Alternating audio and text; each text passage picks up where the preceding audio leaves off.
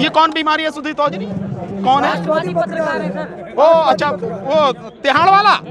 अरे यार तुम किन की बात कर रहे हो? तिहाड़ वालों की बात कर रहे हो। अच्छा अभी भी ये कह रहा बच्चों से गलती हो गई। मतलब इतनी बेशर्मी है कि अभी भी बच्चों की गलती बता रहा। ये बच्चों की गलती नहीं है, उसी की गलती है और उस जैसे कितने ही लोगों की गलती है। अगर वो बेगुनाह, फिर कह रहा हूं तो सरेंडर करे, इस्तीफा दे और कहे इन्वेस्टिगेशन में मैं पूरी सपोर्ट करूंगा। भूपेंद्र हुड्डा की चाल बता रहे हैं, दो ही आदमियों की चाल, औरों की नहीं बताई। ये बतानी चाहिए कि तेजस्वी यादव की चाल है, बताना चाहिए था अखिलेश यादव की भी चाल है, बचाना चाहिए था कि भाई ये जो नीतीश कुमार की भी चाल है, तो सबकी। और हाँ, हमें भी जोड़ लो कि हमारी भी चाल है। तो देखिए इनके पास इस तरह के घटिया बातों के अलावा दूसरा कोई तर्क नहीं है। जिस तरह खरीद के लाया तू क्या मेडल, उससे ये पूछो जो बकवास कर रहा है, खरीद के लाया क्या?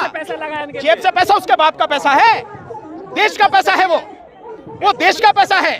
ये देश अपना पैसा लगाया तो देना बजट बना के, ये पैसा मैंने लगाया, वो देश का पैसा है। खेल मंत्रालय के माध्यम से खिलाड़ियों के लिए जो बजट होता है वो उसका पैसा है। ये आम जनता नहीं है कि जिसको चाहो आप मूर्ख बना लोगे, अपनी जेब से पैसा लगाया। देश का पैसा है, देश के हर व्यक्ति का लगा हुआ पैसा है। उसके बाद और वो भी पैसा खिलाड़ियों को जितना मिलना चाहिए, खिलाड़ियों की डाइट जिस तरह की होनी चाहिए, उन्हें जो सुविधाएं मिलनी चाहिए वो नहीं है। और इससे ज्यादा शर्म की क्या बात होगी कि जिस तरह के गंभीर आरोप हमारी बच्चियों ने लगाए हैं उन पर कोई इन्वेस्टिगेशन नहीं अभी तक। ये उसके बाप की जगह जो यहाँ से उठ जा, बताओ ना, उसके बाप की जगह है क्या उठ जा? ये आंदोलन की जगह है, ये देश के सभी नागरिकों की जगह है। और जो लोग यहाँ पे आंदोलन कर रहे हैं, पूरा देश ही आंदोलन कर रहा है। जब तक उनकी मांग नहीं मानी जाएंगी यहाँ से कोई भी नहीं उठेगा। उसे तो पता होनी चाहिए किसान आंदोलन हम 13 महीने नहीं लड़े, बस 13 महीने लड़े तुम्हारे सामने और प्रधानमंत्री ने घुटने टेके। अभी भी घुटने टेकेगा प्रधानमंत्री। अब ये अलग बात है कि कितने महीने में टेकेगा, लेकिन कोई दिक्कत नहीं, लड़ेंगे। अरे आप जिसकी बात करो उसका नाम भी नहीं लेना चाहिए आपको। बृजभूषण कुछ भी नहीं है, प्रधानमंत्री है जो भी कुछ है। लेकिन डरना पड़ेगा भाई, डरना पड़ेगा। ये देश की बात है, ये देश की बहन बेटियों की इज्जत की बात है, ये हमारे मान सम्मान की बात है। और इस मामले से देश की बदनामी अंतर्राष्ट्रीय स्तर पर कितनी हो रही होगी शायद आप लोगों की कल्पना में नहीं है। ये आप भूल जाइए कि देश संविधान के हिसाब से चल रहा है या लोकतंत्र के हिसाब से चल रहा है। न संविधान के हिसाब से चल रहा है न लोकतंत्र के हिसाब से, केवल उसका दिखावा किया जा रहा है। और संविधान को, लोकतंत्र को और कानून को और न्याय को सरकार द्वारा पैरों तले कुचला जा रहा है। सर एक बात है, जिस तरह से बॉर्डर सील करने की बात की जा रही है 16 मई को, क्या इससे कुछ हो पाएगा? क्यों नहीं होगा? आपने देखा नहीं, 13 महीने लड़ना पड़ा, बॉर्डर सील करके तो लड़े किसान। फिर भी मैं कह रहा हूं अभी जितनी जल्दी हो जाए, प्रधानमंत्री मान ले बहुत अच्छी बात है, नहीं तो उसको बचाने के चक्कर में ये ना हो कि प्रधानमंत्री भी गद्दी चली जाए। ये भी हो सकता है। देश जिस तरह से गुस्से में है और लोग लगातार जिस तरह से यहाँ जुड़ते चले जा रहे हैं, आंदोलन करते चले जा रहे हैं, अगर ये और कुछ दिन चला तो ये आंदोलन पूरे देश में बढ़ जाएगा और फिर न वो बचे ना वो बचे, दोनों। सर ये कहा जा रहा है कि जो कार्रवाई है वो कानून के हिसाब से होगी, एफआईआर दर्ज हो गई है, ऐसा थोड़ी खाप पंचायत थोड़ी ना ऐलान करेगी क्या होना है क्या नहीं। क्या होती है पंचायत से थोड़ी ना देश चलेगा। क्या होती है कानून के हिसाब से कार्रवाई? क्या होती है?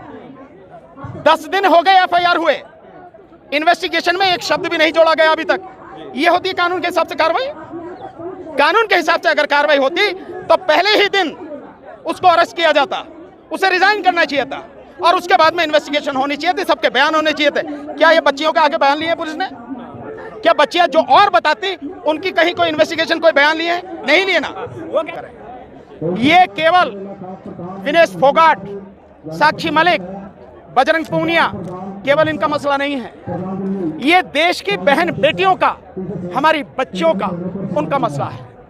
और मैं सिर्फ यही कह सकता हूं, आप कल्पना कीजिए कि इनके साथ में अगर ये हुआ है और इन्होंने हिम्मत करके आवाज उठाई है, ये अंतर्राष्ट्रीय स्तर पर देश का सम्मान बढ़ाती हैं, सर ऊंचा करती हैं, मेडल जीत के लाती हैं। आप इसकी कल्पना कीजिए कि विदेश में जहां भी जिस भी खिलाड़ी ने हमारे ने गोल्ड मेडल जीता है, उसका झंडा, देश का झंडा ऊपर होता है और देश का राष्ट्रीय गान वहां बजाया जाता है।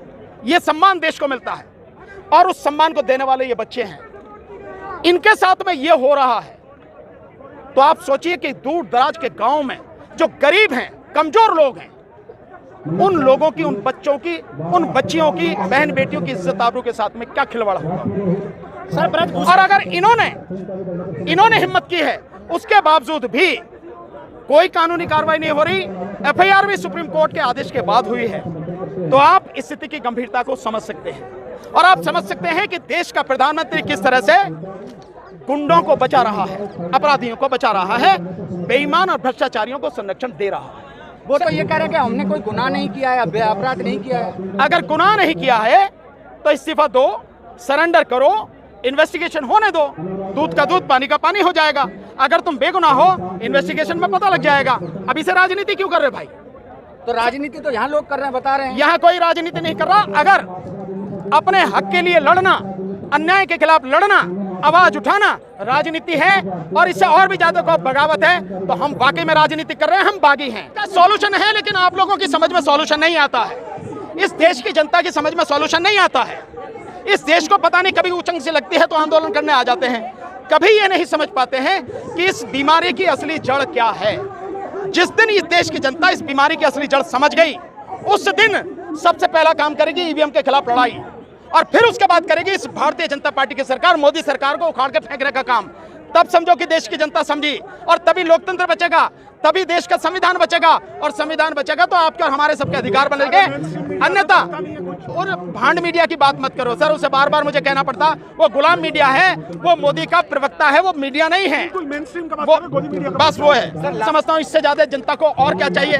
जनता के हर व्यक्ति को बोलना चाहिए कि ये जो बोल रहा है झूठा आदमी है। कर्नाटक में जाके बेटी बचाओ बेटी पढ़ाओ की बात कर रहा, अबे तेरा घर ही हो रहा है यहाँ पे, 5 किलोमीटर भी नहीं है, तू 5 किलोमीटर में बेटियों से मिलने नहीं आ सकता? काहे का बेटी बचाओ? मैं इसलिए कहता हूँ कि देश का प्रधानमंत्री इस चरित्र का है, वो कहता कुछ है, करता कुछ है, दिखाता कुछ है और सोचता कुछ है। न्याय कैसे मिलेगा? न्याय नहीं मिलेगा। न्याय केवल मिलेगा जब तक सभी लोग मिलकर इस आंदोलन में साथ नहीं देंगे, तब तक न्याय नहीं मिलेगा। साथ देंगे, सरकार को उखाड़ के फेंकेंगे, तभी न्याय। सर राकेश टिकैत कह रहे हैं कि भूत उतारना पड़ेगा, क्या मतलब हुआ? बढ़िया, बिल्कुल सही। इस बात को तो वो अच्छी तरह समझाएंगे, पर आप भी समझ रहे हैं, मैं भी समझ रहा हूँ कि भूत क्या। ये भूत तो पहले ही उतर जाता आंदोलन में, वो घुटने टेक गया। नहीं तो आज तक ये आंदोलन चल रहा होता, किसान आंदोलन, तो भूत उतर गया। कैसे उतरेगा भूत? क्या मतलब हुआ इसका? भूत उतारने का मतलब ये है कि सरकार को उखाड़ के फेंकना, तभी भूत उतरेगा। जब तक ये सत्ता में है तब तक ये तानाशाह बने हुए हैं और अपने आगे किसी को कुछ नहीं समझ रहे हैं। 350 सीट है, कैसे घाटेगी सरकार? भैया 400 सीट थी राजीव गांधी की, वो भी साफ हो गए, तो इसको तो 350 क्या 300 ही है, 303 ही है। ये तो है, किसान कह रहे हैं ट्रैक्टर तैयार खड़े हैं। क्या करें? ट्रैक्टर तैयार खड़े हैं। बिल्कुल वो सही कह रहे हैं, और किसान अगर कह रहे हैं तो उनकी बात को समझो, उनकी बात के दम को समझो, उनकी सच्चाई को समझो। किसानों ने 13 महीना आंदोलन करके दिखाया, वो वैसे ही नहीं कह रहे हैं। और ट्रैक्टर तैयार ही नहीं खड़े हैं, ट्रैक्टर के साथ साथ और बहुत कुछ तैयार खड़ा है। और अब क्या, अगर किसान आएगा सड़क पर तो बहुत लोग आएंगे साथ में। सुधीर चौधरी कह रहे हैं कि जो है आप लोग हर जगह पहुंच जाते हैं, आंदोलन जीवी आप लोग। ये कौन बीमारी है सुधीर चौधरी? कौन है? पत्रकार है सर। ओ अच्छा, वो तिहाड़ वाला। अरे यार तुम किन की बात कर रहे हो? तिहाड़ वालों की बात कर रहे हो? आप हुयार में थे क्या? हुयार में इंटरव्यू में नहीं पता नहीं, मुझे तो लोग पूछते रहते हैं, मैं बताता रहता हूँ।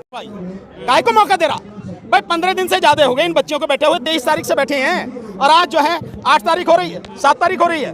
किस बात, कितने मौका दिया है? प्रधानमंत्री को मौका न देकर पहले ही दिन कार्रवाई करनी चाहिए, उनका इस्तीफा लेना चाहिए था और उनको अरेस्ट करवाना चाहिए था। मेडल देखिए, फिर उसकी वही नौटंकी है, प्रधानमंत्री की नौटंकी है कि अगर कोई इस तरह के बढ़िया काम कर रहा है उसको दिखा के हाँ प्रधानमंत्री की वजह से हुआ, या प्रधानमंत्री बहुत अच्छा काम कर रहे हैं, उसका लाभ लेना है और कुछ नहीं है। किसी भी देश के किसी भी व्यक्ति के दुख दर्द में न प्रधानमंत्री कल शामिल थे, ना आज शामिल हैं और ना ही होंगे। उन्हें लोगों के दुख दर्द से कोई लेना देना नहीं। तो ये हमारी बेटियां झूठ बोल रही हैं, इसका मतलब हमारी बेटियां झूठ बोल रही हैं। अगर उनकी लड़ाई लड़ रहा था तो ये बेटियां यहाँ शिकायत क्यों कर रही हैं? और अगर उनकी लड़ाई लड़ रहा था और वो निर्दोष है तो कहता क्यों नहीं मैंने रिजाइन किया और मैं अपने आप को सरेंडर कर रहा हूँ, जो भी होगा इन्वेस्टिगेशन में मैं पूरी मदद करूंगा, जो भी होगा दूध का दूध पानी का पानी मैं उसको स्वीकार करूंगा। क्यों नहीं कहता? यार इस काम को जल्दी करना चाहिए। लेकिन वो तो आरोप लगाए जा रहे हैं कि दीपक 2024 की तैयारी कर रहा है पहलवानों की आड़ में। क्या मोदी सरकार 2024 की तैयारी नहीं कर रही? और अगर इसकी ही आड़ मान लो तो 2024 की तैयारी करना क्या कोई अपराध है? क्या कोई गुनाह है? नहीं करना चाहिए। मैं तो कह रहा हूं कि अभी तो तैयारी शुरू भी नहीं करी। आप इस देश को उस दिन 2024 की तैयारी शुरू करना मानना जिस दिन ये देश पूरा इकट्ठा होकर ईवीएम के खिलाफ आंदोलन करे। जब तक ये देश ईवीएम के खिलाफ आंदोलन नहीं करता, ये 24 की तैयारी करता नहीं।